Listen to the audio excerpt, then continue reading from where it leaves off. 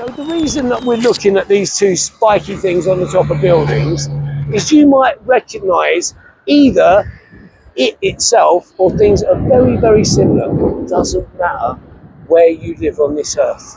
That's the maddest thing. Wherever you live, unless it's been, in my opinion, decimated and then turned into a desert or moorland or something like that, unless that's happened somewhere, including from Australia to Sao Paulo, London, Manchester, New York, you'll see buildings that look like this with these amazing, they call them brownstones in the States, but actually it's a very deep red type of brick that, and I don't really get my head around this, one is told that those bricks can't be recreated. I mean, what's going on there? Bricks can't recreate bricks. So I'm going to give you a very compressed alternative view of history.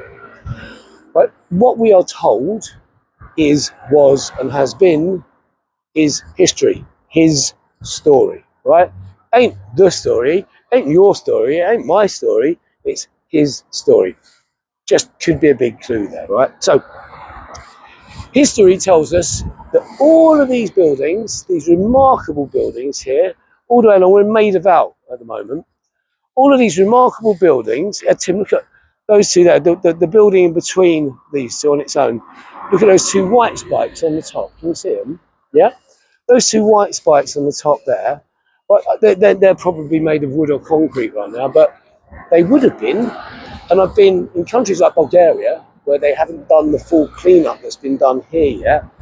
You can see these things, and they're all metallic. And apparently, I don't know, but this is according to people that have done fantastic research, and they have been found, a lot of these things are made of metal, and they've got balls on them. The balls are often filled with red mercury, right, which you can't even get hold of any longer. And we're all told, mercury dangerous, mercury dangerous. Well, mercury is a liquid metal. What if, when it vibrates, it creates energy? What if, right? And what if all of these amazing things on the roofs aren't decorative, which is what we're told, made by people that we're told had no money, right? And in fact, look at any pictures of Victorian London and read any journals of Victorian London, right? And what you'll find is no mention at all of construction.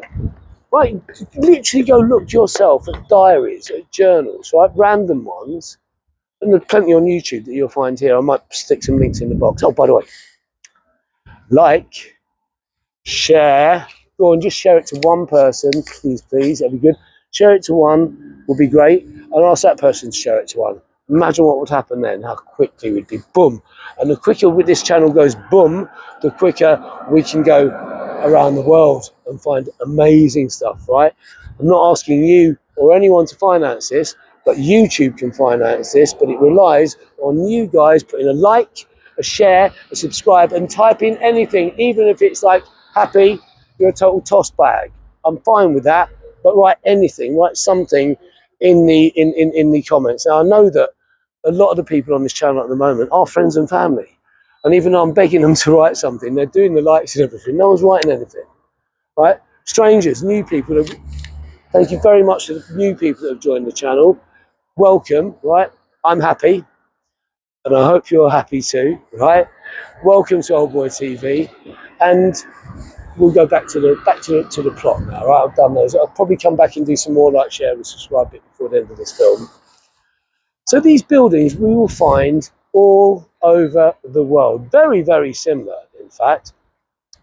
And they're all supposedly built between 1800, let's just go and have a walk, between 1850 and 1915, right?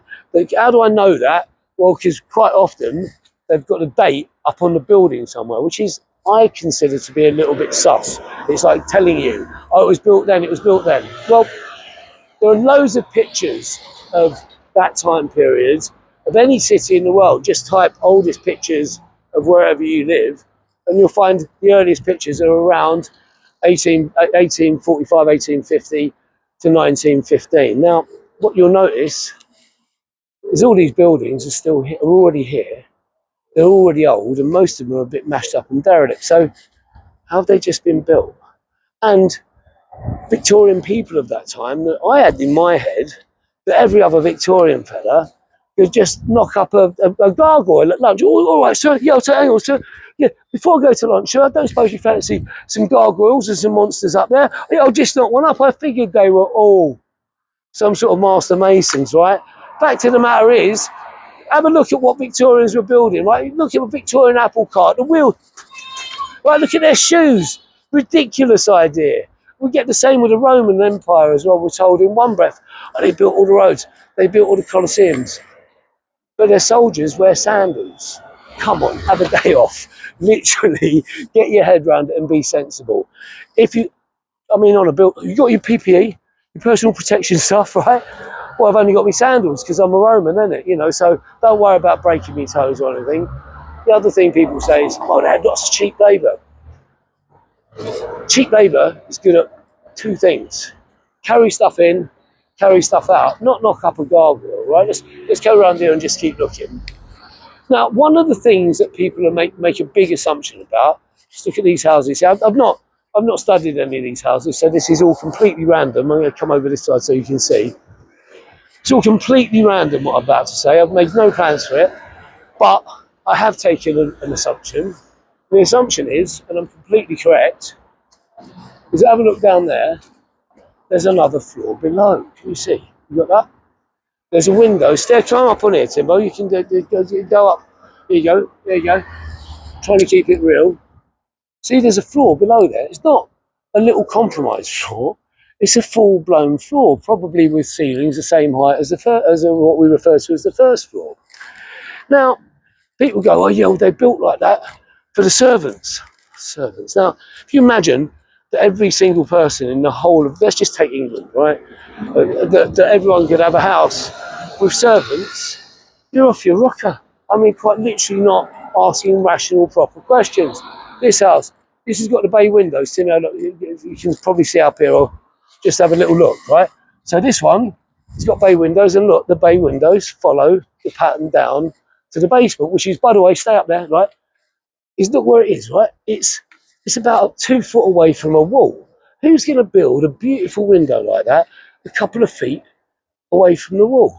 I mean, these are things because we go kept so busy in life, we don't stop and consider it. Here, look here. You just look down there, right, and then look down the side there, Timbo, as well. Look down that gate. Look how much further down the house goes in comparison to what we see at the front. Right, it doesn't all add up, does it? So let's do a little bit of logic, right? So let's pretend I'm a builder, right? My name's Murphy, right? And I'm Pat. Pat, we've got a contract here to do. I'm losing my accent. We've got a contract to do all of the houses in this area, right? We're going to build a whole estate of really amazing big houses. Oh, that's amazing, Mick. That's amazing, Mick. The first thing we're going to do, I might bore myself for this. The first thing we're going to do, right, is we'll level off the ground now, because that's what builders do. We'll level off, right? We'll level off, and then we'll put we'll put the foundation in, and then we'll build on top. Oh no, but Pat, the thing is, they want us to put what we call the ground floor under the ground, right? And not in a uniform, even way, right?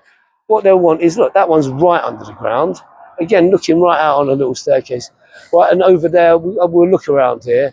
Some have got been a bit more exposed, but all of them, if you go into the houses, the floors to ceilings are all full height, right? You're going to build basements, you're not going to do that. So, and some of these windows are really ornate. They've got stained glass. Some of them, you can find churches and buildings in the city with the stained glass windows this far away from the wall.